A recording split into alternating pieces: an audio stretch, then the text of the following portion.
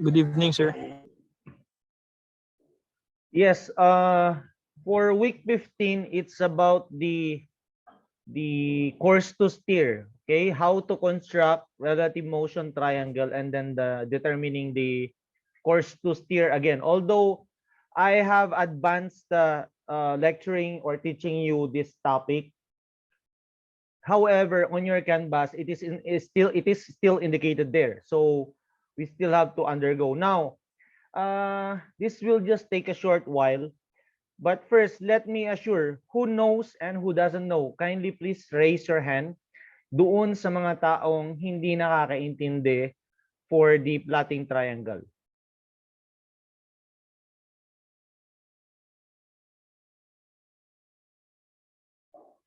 Abano. Yes, sir. Yes, Abano, can you tell us how would you plot a the relative motion, the relative targets relative course and speed?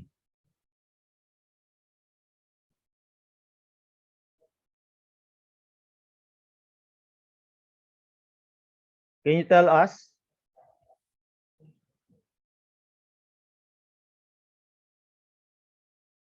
No, you don't know.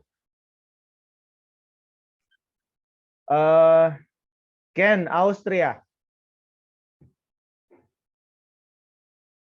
Ken.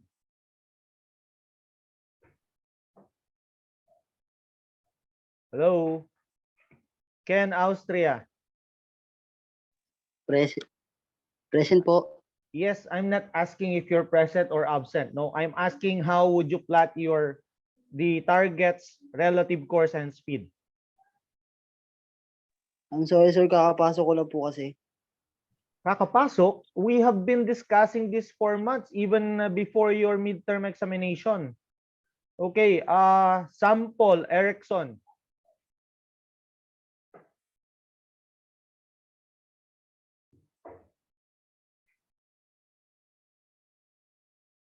Sample, Erickson.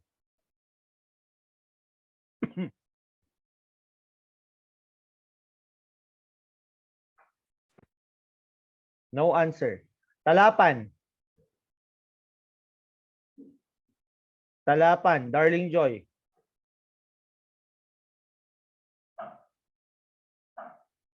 Hello.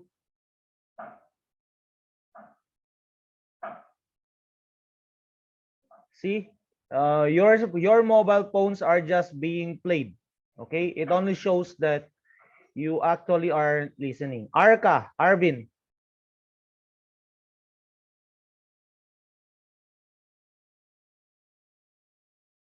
Arka.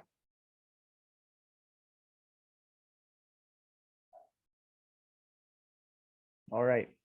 Seems no one's attending, no? Okay.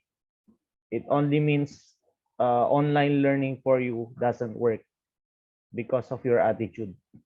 Or probably you are working or doing something which is more important than attending your classes. Anyway.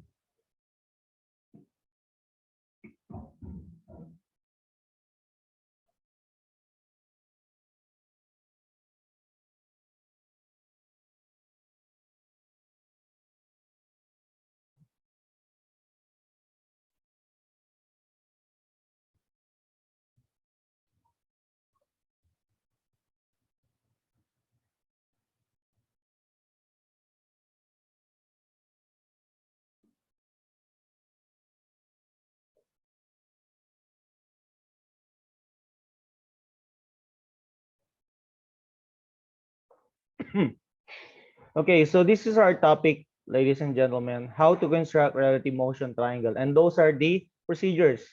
Plot the bearing range of the target for a 60-minute interval. Create on vector based on course and speed of ownership. Project on vector to coincide the target vector at point R. Complete the vector triangle with the sides R to M, E to R, then E to M. Okay, replace the T with E from what I have instructed on earlier weeks.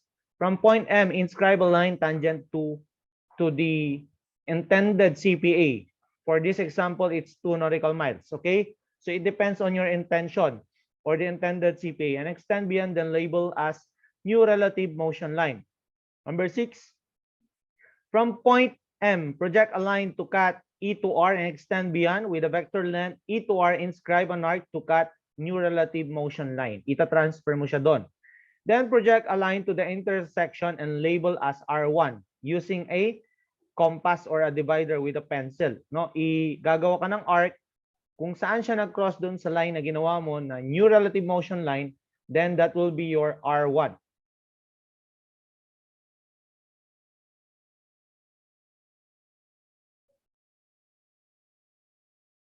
Then number 9, E to R1, walk through the center parallel. So you will determine your new course to steer. Number 10 is read off the bearing line as the new course to steer to pass your intended closest point of approach. Okay? I'm sure some of you knows this already. Who's in charge of your laboratory, by the way? Who's in Si Sir charge? Romero po. Sir Romero. So have you done actual plotting? Yes po, sir. Yes. So meaning naiintindihan nyo na to. Right? Hindi pa rin. Yes or no?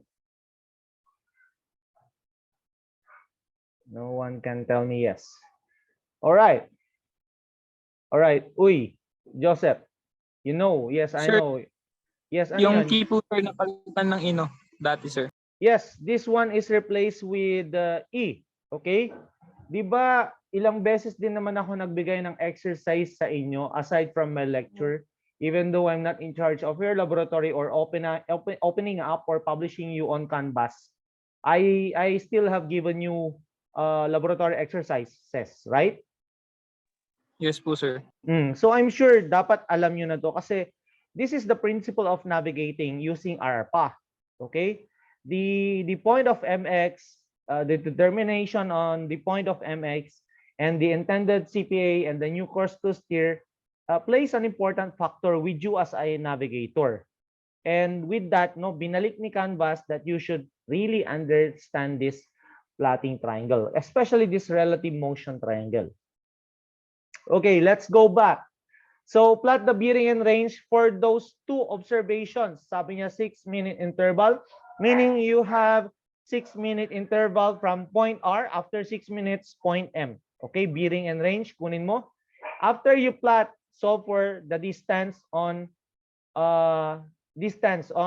your own course and speed. Okay, for example, speed mo 15 nautical miles. In 6 minutes, that is 0.1 hour. Then in 6 minutes, you will be traveling or navigating or sailing in 1.5 nautical miles. Okay? And then, this will be your E to R or your own course and speed. Ilipat mo siya dito sa plotting triangle mo. And this will show. Okay? Nilipat mo, this will be labeled E instead. Okay? Now, this one is showing T or tango, but it's actually E as per my lecture before. Pero ito kasi yung nasa Canvas. So let's just follow, okay?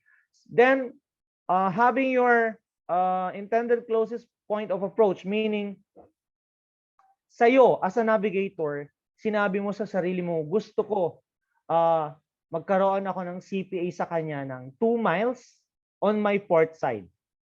Okay? Or 2 miles on my starboard side. Okay? Kung starboard yon, then meaning to say, if you can see my arrow right now, it will be here. Siyempre, okay? Ito, you are intending to pass her for you to pass port to port on each other. Meaning, sa port side niya, then sa port side mo. Okay? With a CPA or closest point of approach of 2 miles. With that, the bow crossing range can be lesser. Okay? And then, i-transfer mo yung new relative motion line mo doon sa M. Pagka-transfer mo, okay, pagka-transfer mo, gagawa ka ng arc ng same na 1.5 nautical miles from this point M. Siyempre, 1.5 pa rin yan, papunta ng R, gawa ka ng arc, papunta siya doon. And it will be like this. This will become your R1 or new course to steer. Okay? This will be your new course to steer. And then after that, i-transfer mo, so from M to R1, i-transfer mo yon sa gitna. Pagka-transfer mo, you'll be able to determine the new course to steer, okay? E to 1. For this example, it's T to R1, okay?